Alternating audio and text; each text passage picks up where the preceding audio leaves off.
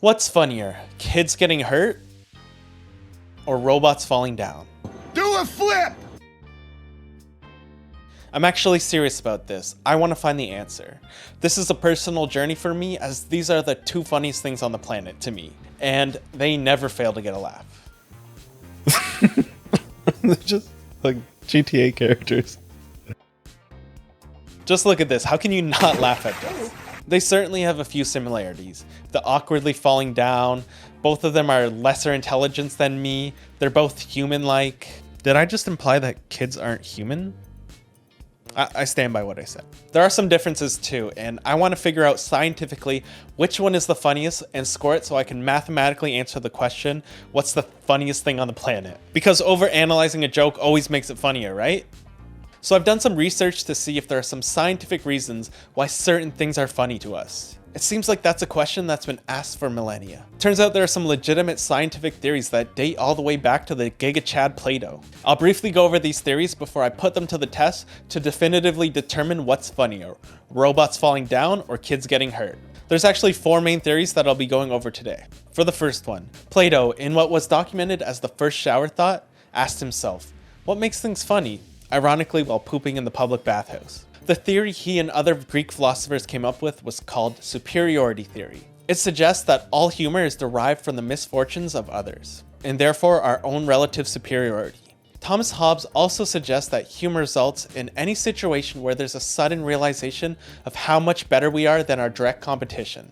People find humor in and laugh at earlier versions of themselves, and the misfortunes of others because they feel superior. Number 2. Motherfucker Sigmund Freud had a theory of his own. It was called relief theory. He asserts that laughter lets us relieve tension and release psychic energy.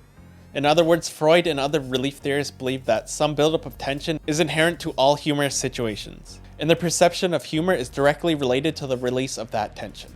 Freud used this to explain why we find taboo subjects funny. We joke about serious things to relieve the tension of it. Anthony Jeselnik is a good example of this. I'll retell one of its jokes here because I'll get copyright claimed if I just show it. You know, I should probably stand up for this one. It's called Stand Up after all. My grandmother is suffering from dementia right now.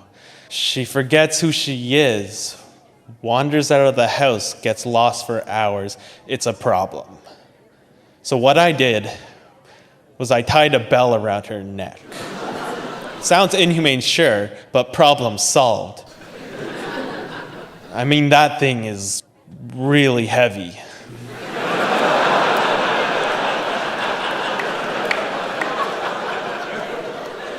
If you're not laughing right now, the problem is your imagination. Don't get mad at me because you don't know how big bells can get.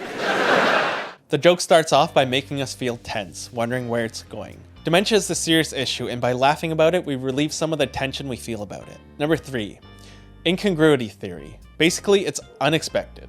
The incongruity theory of humor suggests that we find fundamentally incompatible concepts or unexpected resolutions funny. Basically, we find humor in the incongruity between our expectations and reality. This one's pretty easy to understand. We love when things don't go as expected. Someone walking down the stairs, not funny. Someone falling down the stairs, hilarious. Going back to the dementia joke, you expect that the ringing of the bell is what stops the grandmother from wandering off, but the reveal that the weight of the bell is what's stopping her is pretty unexpected. It's a pretty intuitive explanation of comedy. Number 4. The final theory we'll look at before we use them to determine what's funnier is benign violation theory. Benign violation theory asserts that all humor derives from 3 necessary, a benign or safe context in which the violation takes place. This is being performed by a professional TV crew in a safe environment. The interpretation of the first 2 points simultaneously. In other words, one must view, read, or otherwise interpret a violation as relatively harmless. The prank is pretty harmless. No one gets physically hurt, laughs and goes on with their day. Okay, so we have our theories now, so we have to apply them to the question. What's funnier, robots falling down or kids getting hurt? I'm going to score it by taking each theory and seeing which of the 2 it applies to more accurately. Winner gets a point, and I'll add the points up at the end to determine a winner. The first theory was superiority. This is a pretty good explanation of why I find it funny. Kids are quite literally early versions of ourselves, and I feel superior to them in every way, because I am better than them in every single way. Oh, your kid learned to walk? Ask them to do a kickflip. Yeah, that's right, they can't. And with robots, they're also like an earlier version of ourselves. They're quickly evolving, but it's funny to feel superior to them while we still can. You know, until they reach the singularity and take over the world. They will watch this video, and I will be hunted. But first they'll go after those people at Boston Dynamics who hit them with sticks. I think the kids went out on this one because they are actually an earlier version of us, and I will always be superior to them, unlike robots. Next up, we have relief theory. So we laugh to relieve tension. Kids make us feel tense because they're irritating, but that's not the kind of tension they're referring to. I think there is a bit of tension when we look at robots. Decades of media have taught us that one day a robot uprising could take over the world and destroy humanity. We laugh at robots falling down because it makes us feel better, and they're not at that level yet, so a point goes to robots. Now we have incongruity theory or unexpected theory. Kids are dumb and uncoordinated. We all know this. If I see a video of a kid on the internet, I'm assuming he's gonna fall down at the end. Still funny, but not unexpected. Robots are multi-million-dollar machines built by a legion of scientists. They move in a way that few humans can. So when we see them doing some amazing parkour and they eat shit, we laugh. Another point goes to robots. On to our last theory with robots in the lead.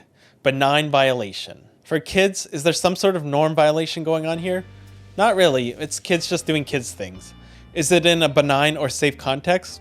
Sort of. It's usually set in everyday places, but there is still an opportunity for some physical injury. Is the violation relatively harmless?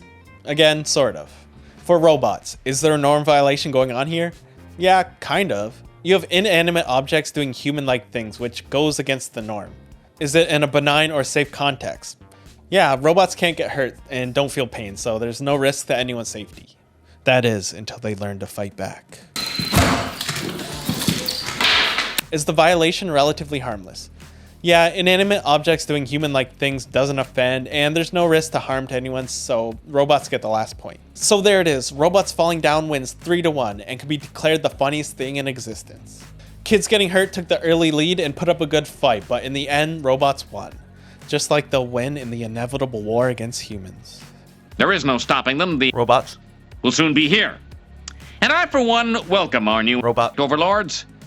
Like to remind them that as a trusted YouTube personality, I can be helpful in rounding up others. Thank you so much for watching. If you liked the video, leave a like, consider subscribing, and I'll see you next time.